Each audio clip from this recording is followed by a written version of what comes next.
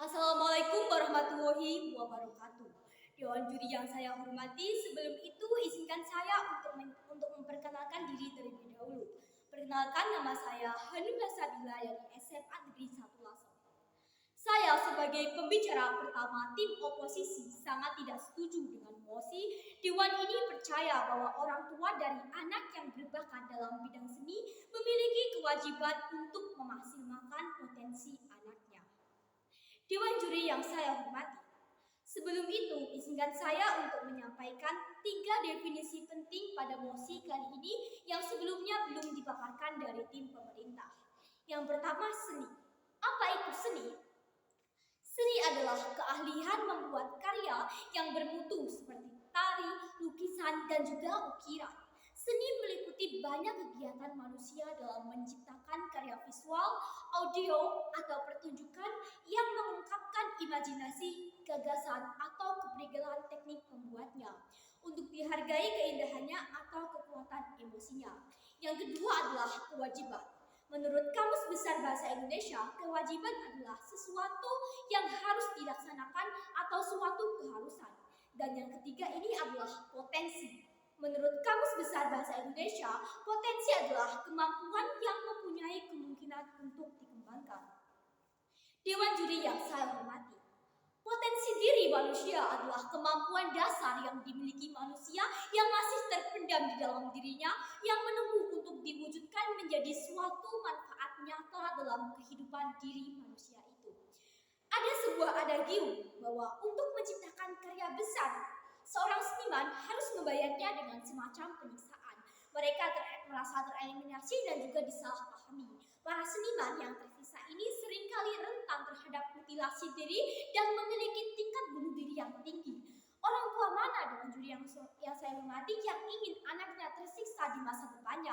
Maka dari itu inilah yang harus dipahami dari tim pemerintah, bahwasanya mereka tidak serta-merta bahwa orang tua yang dari anak yang berbakat dalam bidang seni ini harus mempunyai kewajiban untuk memaksimalkan potensi anaknya. Dewan juri yang saya hormati, izinkan saya untuk menyampaikan poin sanggahan dari argumen tim pemerintah bahwasanya saya tidak setuju dengan mosi ini.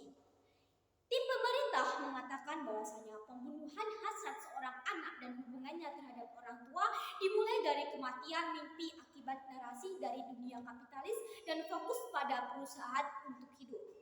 Dewan juri yang saya hormati, saya sangat tidak setuju dengan hal ini mengenai pembunuhan hasrat seorang anak dan hubungannya terhadap orang tua bukan dimulai dari kematian mimpi. Banyak orang yang mempunyai bakat di suatu bidang, tetapi kesuksesannya bukan dari hal tersebut. Jadi mimpi itu tidak bergantung. Dewan juri yang saya hormati, setiap anak mempunyai potensi dan bakatnya sendiri, tetapi tugas orang tua ini hanya mengawasi pilihan bakat mereka. Apabila kita memaksimalkan, maka itu hanya akan membuat tekanan dalam diri anak itu sendiri bahwa mereka harus sukses dengan bakat ini. Karena apa? Karena orang tua ini sudah berusaha untuk memaksimalkan potensi kita. Lalu mengenai hubungan terhadap orang tua dimulai dari kematian mimpi akibat narasi dari dunia kapitalis dan fokus pada perusahaan untuk hidup. Dewan juri yang saya hormati, anak mana yang ingin durhaka kepada orang tuanya? Maka dari itu ia hanya ingin membahagiakan orang tuanya dengan mengikuti mimpi dari kedua orang tuanya. Dia ingin seperti apa di masa depannya. Dewan juri yang saya hormati, tim pemerintah juga mengatakan bahwasanya bakat dapat berkembang dengan baik walau dengan uang yang minim. Dewan juri yang saya hormati, saya tidak percaya dengan hal itu. Karena apa? Karena seseorang yang ingin mengembangkan bakatnya pasti membutuhkan modal. Tidak akan bisa seseorang dapat mengembangkan bakat seninya apabila tidak mempunyai fasilitas dana yang cukup. Seperti ini, apabila orang ingin mengembangkan bakatnya dalam bidang piano, tetapi ia tidak punya piano karena uangnya sangat minim dan tidak cukup. Lalu bakat apa yang akan dikembangkan kalau saja bakatnya itu piano, tetapi pianonya saja tidak punya? Maka dari itulah maksud saya bahwasanya saya tidak percaya bahwa bakat dapat berkembang dengan baik walau dengan uang yang minim. Dewan juri yang saya hormati, faktor yang menghambat dari bakat siswa sendiri antara lain, yang pertama yaitu rendahnya kualitas dan juga kuantitas sarana dan prasarana. Apabila sarana dan prasarana saya tidak mencukupi, lalu bagaimana bakat seseorang dapat dikembangkan? Maka dari itu saya tidak percaya bahwasanya bakat dapat dikembangkan dengan walaupun uang yang minim. Lalu faktor yang kedua yakni kurangnya tenaga ahli dalam berbagai bidang bakat.